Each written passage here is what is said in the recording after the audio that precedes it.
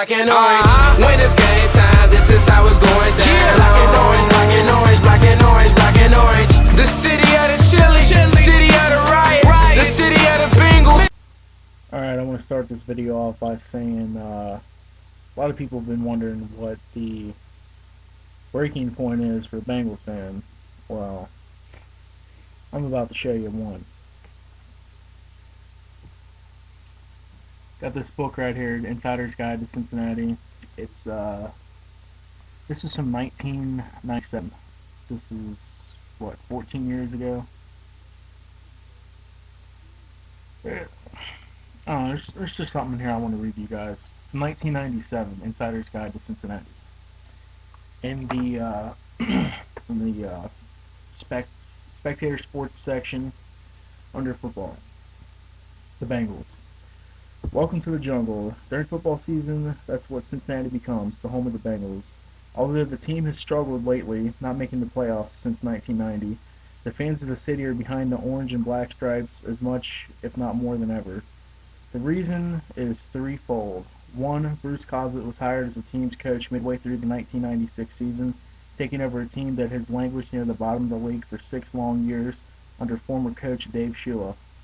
Coslet took the same group of players, provided the necessary leadership and brains, and won 7 of the remaining 9 games. The miraculous turnaround almost got the team into the playoffs, prompting once-lost dreams of the post-Christmas football in Cincinnati to return. The team has been making concerted efforts to improve on the field through its drafting of players and signing of free agents. The team for years declined to fish in the free agency pool, only to see opposing teams hook talented players and improve as a result. That, however, has changed. The team, for instance, signed Ashley Ambrosie as a free agent. In his first year as a Bengal, Ambrosie set a team record for interceptions and went to the Pro Bowl. And 3, the city came within a breath of losing the Bengals to another city. That threw a real scare into the fans. For years, Bengals president and general manager Mike Brown was looked upon by some as the team's tight-fisted monarch, king of the family-owned business and unwilling to dip into free agency, market and set high-priced players, or spend money on some genius general manager or a huge scouting staff, which most of the fans believed was necessary for the team to win. 1997, 14 years ago. Let's continue. Brown's approval rating within the city was worse than most politicians. Suddenly, though, that perception changed. Sometime in late 1995, Mike Brown became an honest and fair businessman whose wallet wasn't padlocked and whose primary interest wasn't making as much money as he could. What changed it? Taxes for one, the Cleveland Browns for another. In Cleveland, Browns owner Art Modell packed up the Browns and moved to Baltimore, taking a $40 million upfront cash incentive from Baltimore officials in addition to the keys to the city, all the crab cakes he could eat, and the family jewels. Meanwhile, back in Cleveland, Dog Pound and 70,000 faithful fans who packed the stadium for every game were left in the cold, screaming for Modell's head on a platter. That deal, Cincinnati learned, was first offered to Mike Brown. The Bengals could have moved to Baltimore. Brown, however, turned it down, saying his first priority wasn't where he could make the most money, and that he was committed to Cincinnati. Before he would ever move the team, he said he would first give the people of the city a chance to do what was necessary to keep the team in town, and that was pass a tax levy that would pay for the construction of a newly football-only stadium. Wow, the fans thought. In the world of professional sports, where the dollar seemed to be the almighty and owners regularly offer their teams to the highest bidding city, here was someone who's committed to us first.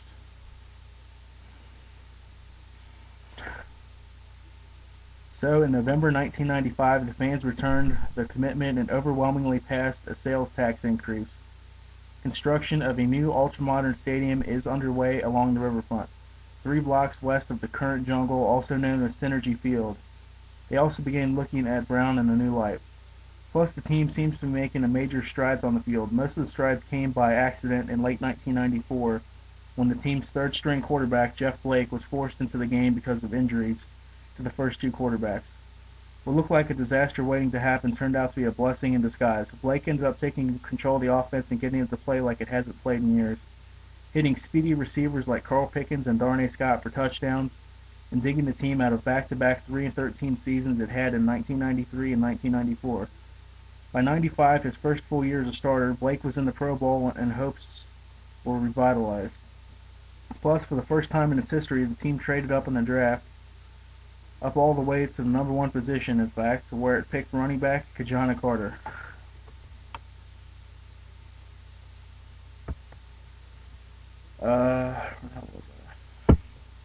Brown opened his wallet and gave Carter a $7.125 million signing bonus. This bonus, the largest ever in the team's history, was about the same amount the Brown family paid for franchise rights back in 1968. Although Carter got hurt and did not play, the Bengals still improved, leaving the fans imagining what could be done with someone like Carter adding to the attack. It drafted offensive lineman Willie Anderson in 1996, began diving headlong into free agency market, grabbing several experienced players from other teams and edging its payroll near the salary cap. The Bengals previously kept their wallets a good distance away from the salary cap. That seemed to be changing.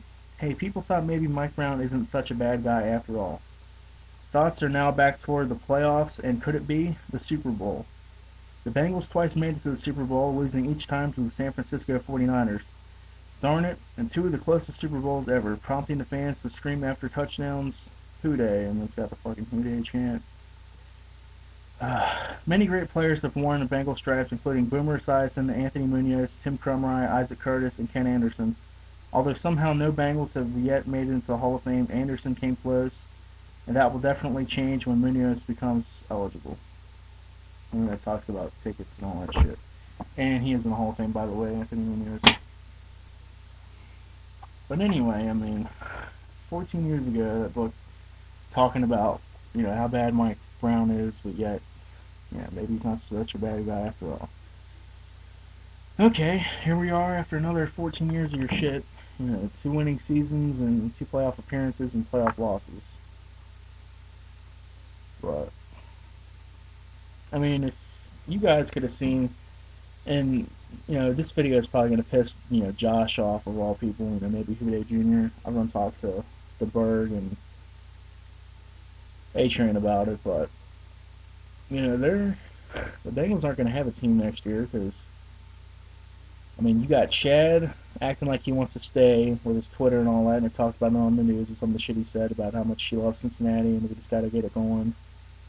And yet he jokes about, going to New England or going to the Jets, and, then you got Marvin Lewis slamming back at him, so they're going back and forth, and, Chad tweeting Adam Schefter, whatever, at ESPN, talking about set up a cage match between them, and then you got fucking TNA Wrestling coming out and saying that, they'll do a cage match between the two at their Lockdown pay-per-view in April.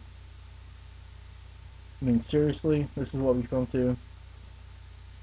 And, after this past season was over, I was all for, Marvin Lewis coming back. I think he's been a great coach for us over the last 8 years.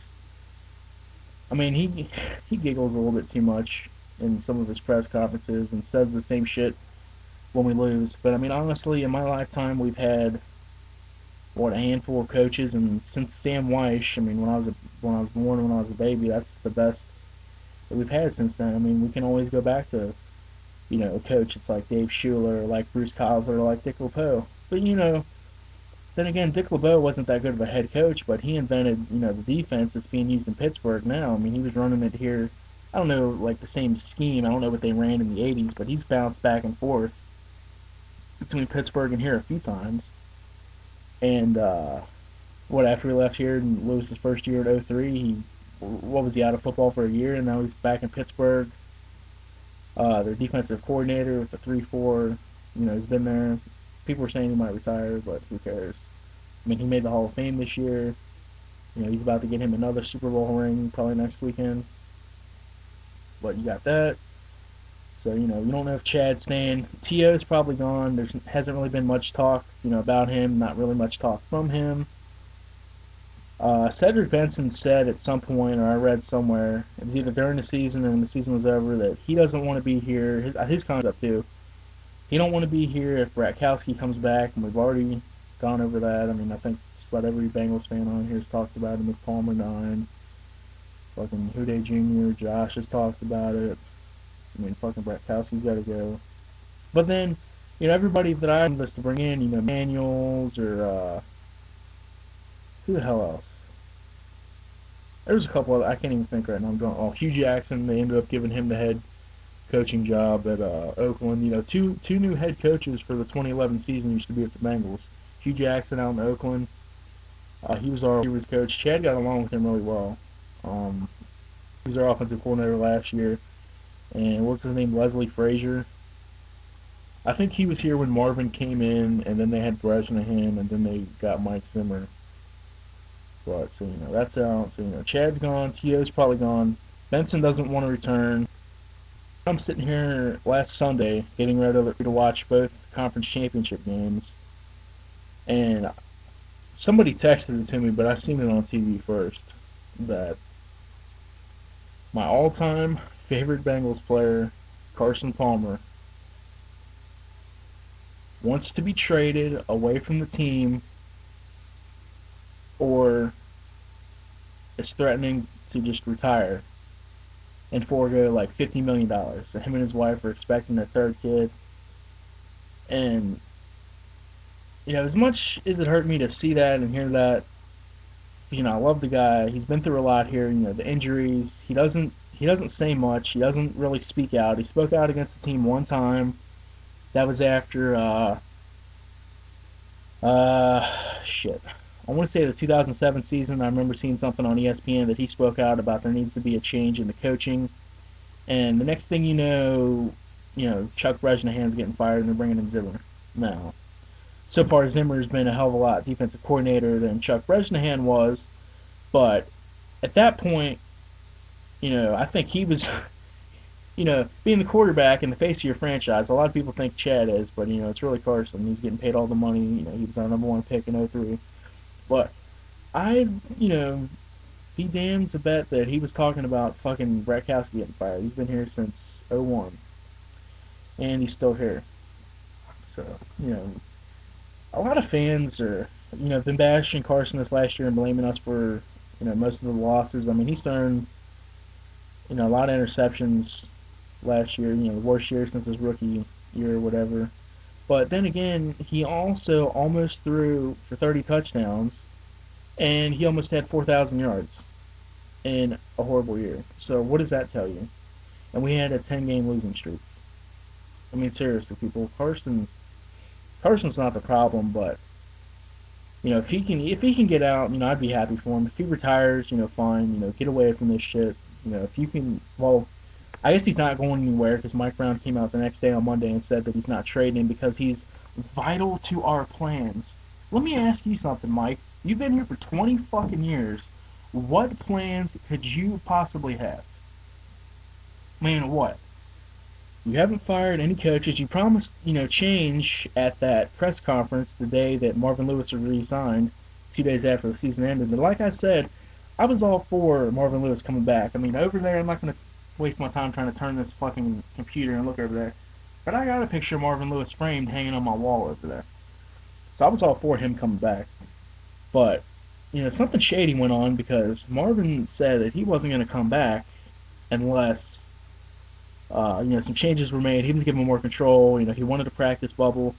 Well, I sat here and I got it taped, and if I could figure out how to do VHS to, if I could get something to format it, I could put it on here. I mean, some people probably saw clips on NFL Network, but anyway, it was 27 minutes of bullshit of the reporters asking the same questions because they were the only questions to ask, and Mike Brown just beating around the bush and not wanting to answer them. So, I mean, they're talking about all these changes going to be made. Nothing's happened yet. The Senior Bowl is this weekend. The coaching staff's down there coaching in that. Brad Childress was rumored to be in Cincinnati. Well, it wasn't rumored; it was confirmed. He was in Cincinnati last week, having dinner with Lewis. People were like, "Oh, maybe he's going to come in and replace Brad Kowski," or, "Oh, maybe they're just coming out because they did the thing over in